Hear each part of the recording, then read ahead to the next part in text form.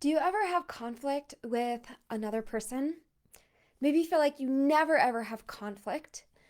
Uh, do you ever feel like you just don't respond well to something that happens with somebody? So there may not be like a fight that is arising, a disagreement, but just something inside you doesn't feel that great. So those are both of the categories that I want to address here. And the key is how to resolve conflict on our own. And there are times when somebody is just not available or not making themselves available in order to resolve conflict with you. And then there's also times where it's just very helpful to work on what's going on inside yourself before you have that discussion with someone else. So there's a lot of benefit, even when somebody else is available, to go through the steps to resolving some of the conflict on your own.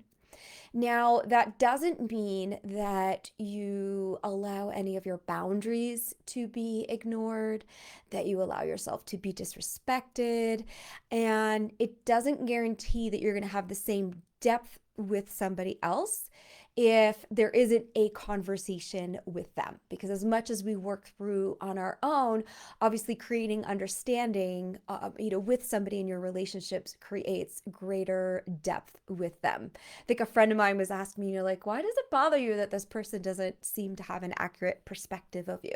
And I'm like, well, it doesn't matter if they're not going to be close to me, but if they are, it matters. So resolving conflict on our own is not necessarily the 100% thing, but we can't always control what's going on with other people. So we have to do what we can on our own.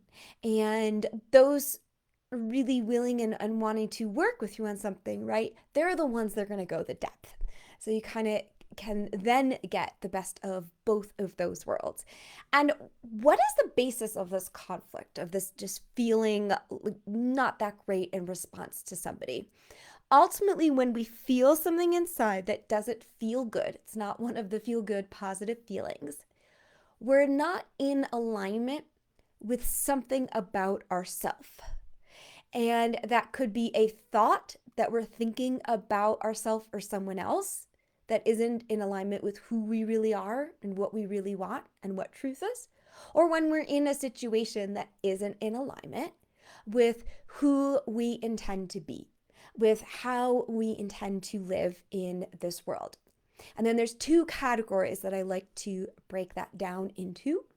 One is that there's some sort of pain within our own self that we need to address some more, and that we could actually heal and resolve some more of that pain. Like, isn't that amazing to have that freedom, right? Some of you know, what does it feel like when you used to have pain and then you don't have pain anymore in response to a situation? And the second side is desire for something to be different. And it's a desire, right, for somebody to be acting differently, for somebody to be saying something differently. And there's something, in ourself, like it's something is not going our way. And we tend to have two options with that, right? We either need to just let it go or look for the open doors for where we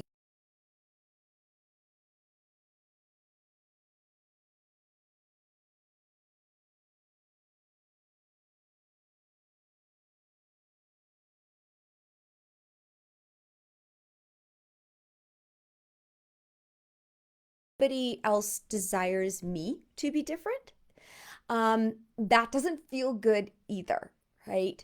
And it's very important to be aware of like who you truly are, what you truly feel, what you truly want in life, and to work through the pains that come up, but then to really be that and to claim that space. And I was started pondering over one of these situations where that was happening for me, where I realized that it was actually part of the pain inside me was somebody desiring for me to be different, like saying, "Oh, you shouldn't have that feeling." Um, And I did some of my neurolinguistic processing on myself.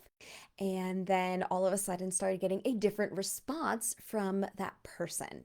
So it's kind of amazing how sometimes things come to us in life in order to teach us something. And then once we grow out of it, that situation is done. We get to move on from it.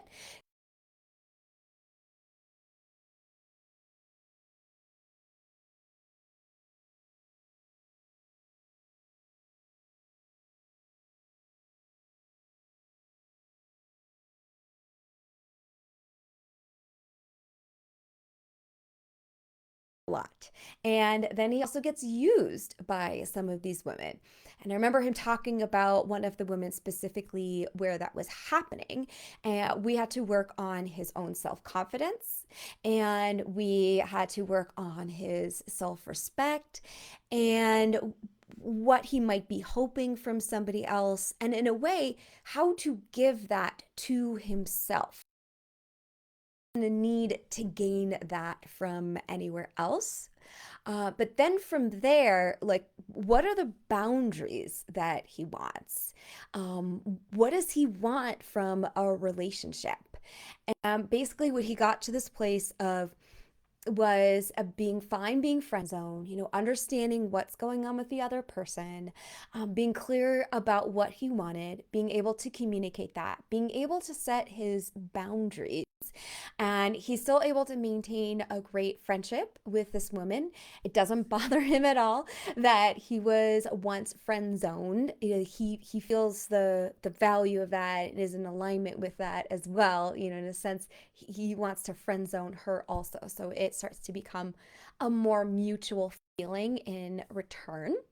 And so the key is there's this wonderful neurolinguistic programming techniques that I like to work on with people to help them understand someone else. I want you to keep in mind is that there's a couple things about understanding someone else.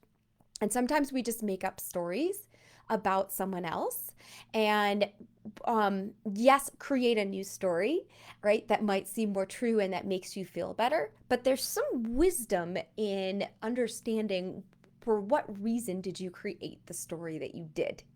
So that's a piece there to explore.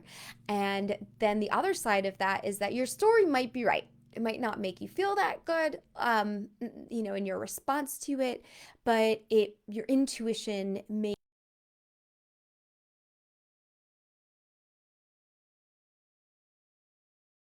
an involvement of understanding the other person, but then it's diving into understanding your conflict and your response to somebody.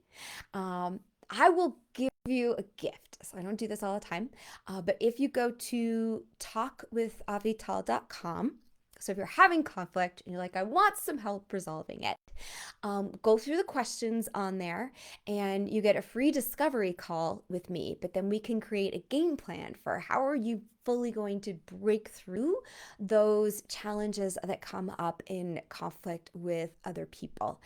And then start to see where you can have enthusiasm in the process of discovery, because this is really about bringing you an opportunity to grow.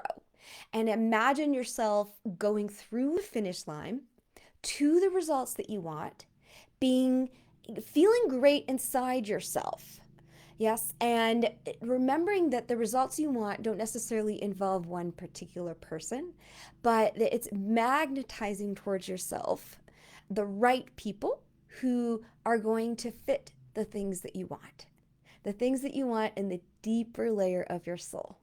So I hope that that is helpful. That gives you some awareness of how much you can do on your own, whether or not you can work on something with someone else or just have the opportunity to work on something before you approach someone else. So a lot of times you can work the whole thing out, and then your conversation with somebody else is really easy to get into the depth of relationship that you may be desiring with them. Many blessings to you.